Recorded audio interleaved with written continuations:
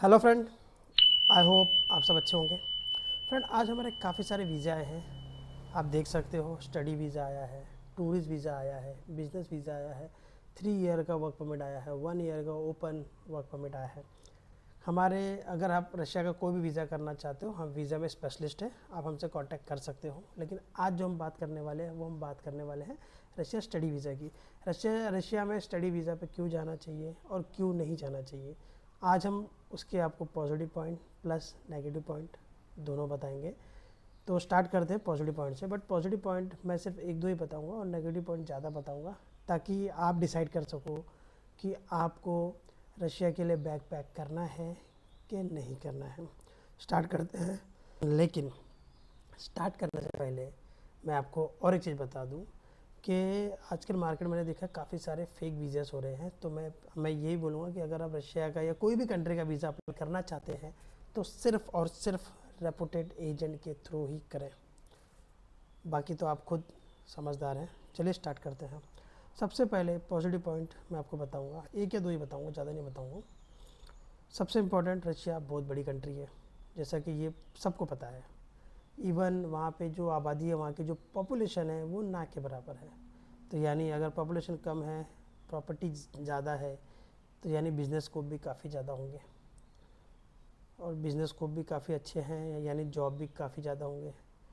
तो आपके लिए सेटलमेंट का प्रोग्राम वहाँ पे हो सकता है अगर आप स्टडी पे जाते हो, क्योंकि अगर आपको लैंग्वेज आती है तो आप वहाँ पे स्टडी कर सकते हो, आप स्टडी कर सकते हो, जॉब कर सकते हो, बिज़नेस कर सकते हो। दूसरा, सबसे इम्पोर्टेंट, अगर रशिया में जैसे आपको पता है वॉर का माहौल चल रहा है, फिर भी वहाँ पे काफ़ी इस समय काफ़ी वैकेंसी खाली है। अगर वॉर ख़त्म हुआ तो काफ़ी सारे लोगों ने रशिया छोड़ दिया वॉर के डर से। वॉर तो इंडिया में भी हो रही है, इंडिया में भी होती है, इंडिया पाकिस्तान बॉर्डर पर आप देखते रहते हो, कश्मीर में, वो भी वहाँ पे भी बॉर्डर पे हो रही है, नॉर्मल में नहीं हो रही, बट डर के मारे काफ़ी सारे लोगों ने छोड़ दिया। तो वॉर ख़त्म होने वाला, जैसे आपको पता है, अगर ख़त्म हो गया तो वहाँ पर सैलरी लोगों की काफ़ी अच्छी होगी और वैकेंसी काफ़ी ज़्यादा हो जाएंगी। अभी भी काफ़ी वैकेंसी खाली है क्योंकि लोग छोड़ छोड़ के जा रहे हैं रशिया। तो इस समय वहाँ पे सेटल होने का एक अच्छा ऑप्शन है। ये एक गुड पॉइंट मैंने सिर्फ आपको बता दिया नॉर्मली। अब नेगेटिव पॉइंट बताते हैं। सबसे इम्पोर्टेंट, आप जैसे सोच रहे हो रशिया वैसा नहीं है। सबसे पहली बार, रशिया में बहुत ज़्यादा ठंड है, बहुत ज़्यादा ठंड है। क्लाइमेट जैसे आप इंडिया में रह रहे हो, यहाँ पे साला 50-50 डिग्री प्लस में चल रहा है। माइनस में आता है, कितना आता है, 12 आता है, 10 आता है, इतना ही आता है। बट वहाँ पे ठंडी हो चाहे गर्मी हो, क्लाइमेट बहुत ज़्यादा है, यानी लाइक -25 -30 भी जाता है। तो ठंड काफ़ी ज़्यादा है।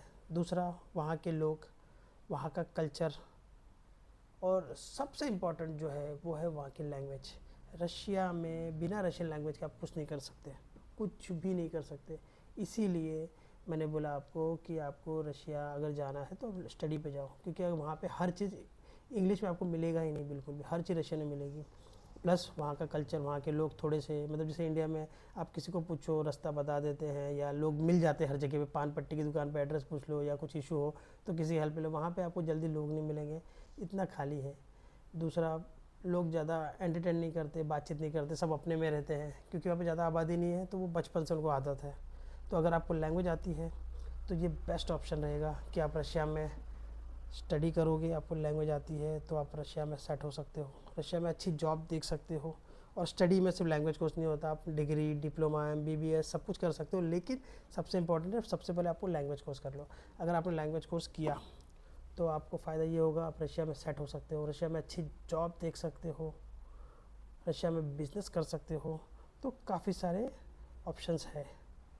तो इसमें अगर मैं आपको यही बोलूँगा कि अगर आप ये सब, क्योंकि चीज़ें सुनने में बड़ी इजी लगती है, जैसे मैंने आपको बता दिया कि रशिया में ये इशू है और ये प्रॉफिट है, आपने बस दिमाग में लेके आ गए। बट जब आप वो करने जाओगे, जैसे मैंने आपको बोला कि भाई ये जगह पे बिल्डिंग बनानी है, 1 महीने में बन जाएगी, लेकिन जब बनाने जाओ तब पता चलता है कितनी मेहनत लगती है और कितना टाइम लगता है। 1 महीने में होता है, कभी कभी हो भी जाता है, कभी कभी 4-4 5-5 महीने भी लग जाते हैं। तो रशिया रशिया के किसी भी कंट्री में आप जाओ तो यही सीन है, वहाँ के लोग अलग है, वहाँ के कल्चर अलग है, वहाँ के क्लाइमेट अलग है, वहाँ का खान पान अलग है। नो डाउट, अगर आपने मेहनत की, अगर आपने पढ़ाई की तो आप एग्ज़ाम में भी फर्स्ट आ सकते हो। नहीं पढ़ोगे तो आपको सब्जेक्ट हार्ड ही लगेंगे, पढ़ लोगे तो इजी लगेंगे। वही चीज़ें, अगर आप रशिया में स्टडी कर लेते हो और आप अपने आप पे विश्वास रखते हो कि आप कुछ कर सकते हो, तो आप रशिया में यूरोप से भी ज़्यादा, यूरोप तो बहुत ना के बराबर बोल सकते, बहुत अच्छी सैलरी वहाँ पे है रशिया में। अगर आप चेक करो ऑनलाइन भी, तो फॉर इंडियन स्टार्टिंग सैलरी कम से कम 1,65,000 है, कम से कम स्टार्टिंग, मतलब ये उनके रूल के हिसाब से है, वो अलग बात है। तो अगर आपको लैंग्वेज आती है, आप एजुकेटेड हो, आप इवन अगर हेल्पर लेबर की जॉब भी करते हो, तो इस समय जो हमारे पुराने स्टूडेंट गए हैं, जो 3 साल 4 साल पहले गए हैं, वो स्टडी भी कर रहे हैं और इस समय वो महीने के 1-1 1.5 लाख भी कमा रहे हैं। तो अगर आप रशिया जाना चाहते हो तो हमारी कंपनी से कांटेक्ट कर सकते हो। Okay friend, bye bye.